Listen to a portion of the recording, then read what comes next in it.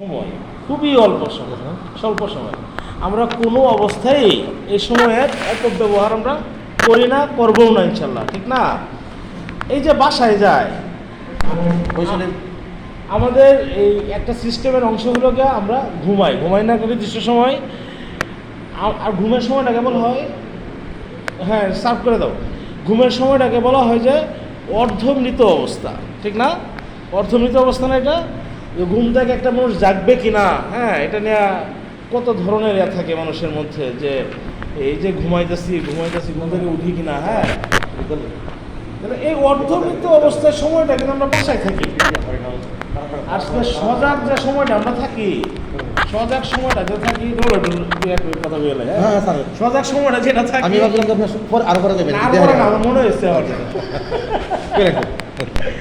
সজাগ যে সময়টা থাকি আর ম্যাক্সিমাম টাইম আমরা কিন্তু অফিসে দিই, ঠিক কিনা?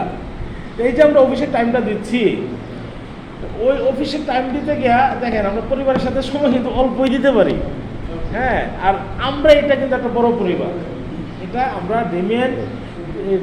ডেমিয়ান ফাউন্ডেশন, ডেমিয়ান ফ্যামিলিও বলা যায়, হ্যাঁ, যে আমরা একটা ডেমিয়ান ফ্যামিলি। সাধারণ এই ফ্যামিলির তুমি একজন খুবই গুরুত্বপূর্ণ সদস্য, এবং তোমার আসলে বিদায় বলতে কিছু নাই। তোমাকে আমরা বিদায় দিব না, তবে আপাতত তোমার একটা প্রস্থান করতেছে।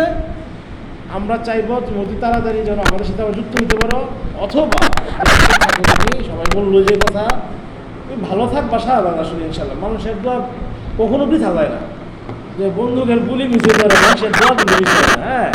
মানুষের দোয়া কি করতে হয় না, মন থেকে আসে, হ্যাঁ, দোয়াটা ভিতর থেকে আসে। আর তোমার প্রতি ভিতর থেকে আমি নিজের কথা বলতে পারি, আর সবার যে এক্সপ্রেশন দেখতেছি তাতে মনে হচ্ছে যে প্রত্যেকটা মানুষ তোমার প্রতি প্লিজ এবং তোমার জন্য এই দোয়া দিবে। আশা করি তুমি ভালো থাকবা। আশা তোমার সাথে